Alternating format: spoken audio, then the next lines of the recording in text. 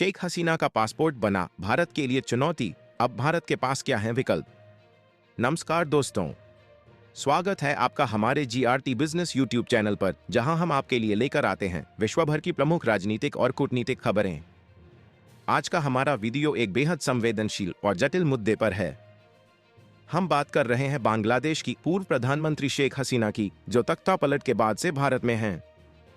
उनके पासपोर्ट और प्रत्यर्पण को लेकर भारत के सामने अब एक गंभीर डिप्लोमेटिक संकट खड़ा हो गया है। इस वीडियो में हम जानेंगे कि शेख हसीना का पासपोर्ट कैसे भारत के लिए मुसीबत बन गया है और इस स्थिति में भारत के पास क्या क्या विकल्प हैं। शेख हसीना का भारत में आगमन और स्थिति की जटिलता। शेख हसीना, जो बांग्लादेश की पूर्व प्रधानमंत्री हैं, 5 अगस्त को अपनी छोटी बहन शेख रेहाना के साथ भारत आई थीं। बांग्लादेश में तख्तापलट के बाद उनके खिलाफ कई गंभीर आरोप लगे हैं, जिनमें मर्डर और किडनैपिंग जैसे 50 से ज्यादा केस दर्ज हो चुके हैं। इस वक्त वह भारत में हैं और उनके प्रत्यर्पण को लेकर बांग्लादेश की अंतरिम सरकार और कुछ राजनीतिक दल भारत पर दबाव बना रहे हैं। बांग्लादेश की अंतरिम सरकार के विदेश मामलों के सलाहकार तौहीद हुसैन ने कहा है कि अगर उनकी होम मिनिस्ट्री या लॉ मिनिस्ट्री शेख हसीना के प्रत्यर्पण की मांग करती है तो भारत को उन्हें वापस भेजना होगा। प्रत्यर्पण का दबाव और राजनीतिक स्थिति। हालांकि बांग्लादेश की अंतरिम सरकार ने अभी तक आधिकारिक रूप से शेख हसीना के प्रत्यर्पण की मांग नहीं की है, लेकिन जमाते इस्लामी और खालिदा जिया की पार्टी बीएनपी बार बार इस मांग को उठा रही हैं। खालिदा जिया, जो शेख हसीना की कट्टर प्रतिद्वंदी हैं, उनके बेटे तारिक रहमान के तख्तापलट में शामिल होने की बातें सामने आ रही हैं। भारत बांग्लादेश के बीच 2013 में हुई प्रत्यर्पण संधि का हवाला देकर इन दलों का कहना है कि भारत को शेख हसीना को वापस भेजना चाहिए। इस संधि के मुताबिक दोनों देश उन व्यक्तियों का प्रत्यर्पण कर सकते हैं जिनके खिलाफ किसी अदालत में मुकदमा चल रहा हो या जिन्हें दोषी ठहराया गया हो।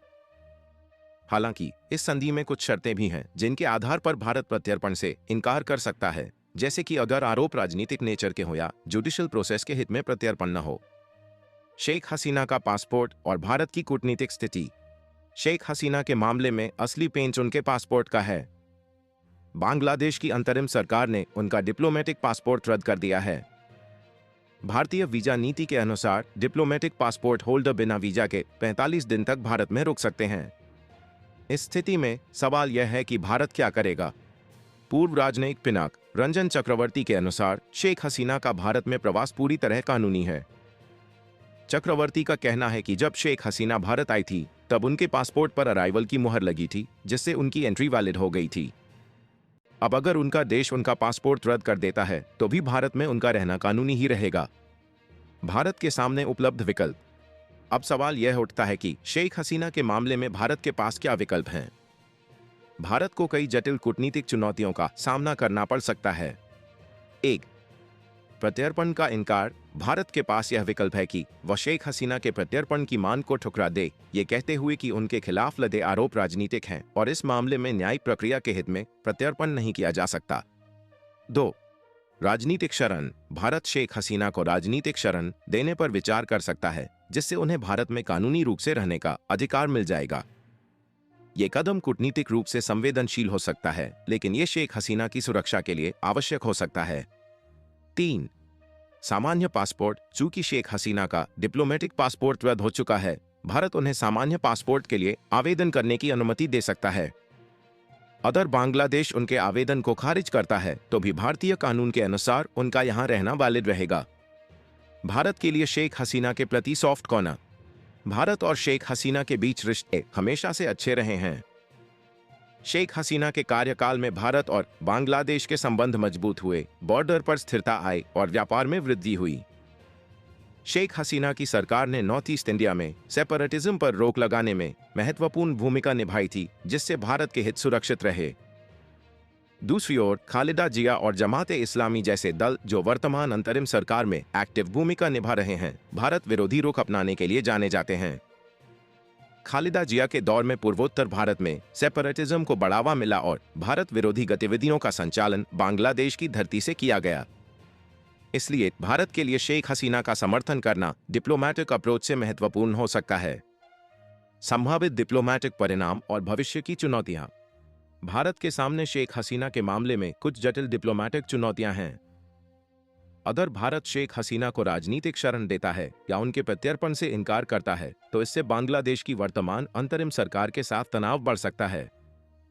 लेकिन शेख हसीना के प्रति भारत के समर्थन से बांग्लादेश में उनके समर्थकों के बीच भारत के प्रति सकारात्मक भावनाएं बनी रह सकती हैं। इसके अलावा भारत को यह भी सुनिश्चित करना होगा कि वह बांग्लादेश के साथ अपने अच्छे संबंधों को बनाए रखे ताकि क्षेत्रीय स्थिरता और सुरक्षा सुनिश्चित की जा सके। शेख हसीना के मामले में कोई भी निर्णय लेने से पहले भारत को इसके लॉन्ग टर्म परिणामों पर गंभीरता से विचार करना होगा। कंक्लूजन। तो दोस्तों, ये था शेख हसीना के पासपोर्ट और प्रत्यर्पण के मामले पर आधारित हमारा आज का वीडियो। यह मुद्दा न केवल भारत बांग्लादेश के बीच के रिश्तों को प्रभावित कर सकता है बल्कि क्षेत्रीय स्थिरता और सुरक्षा के लिहाज से भी महत्वपूर्ण है। अगर आपको यह वीडियो जानकारीपूर्ण लगा हो तो इसे लाइक और शेयर जरूर करें। साथ ही हमारे चैनल को सब्सक्राइब करें ताकि आप अंतर्राष्ट्रीय राजनीति और कूटनीति से जुड़ी ऐसी ही महत्वपूर्ण खबरों से जुड़े रहें।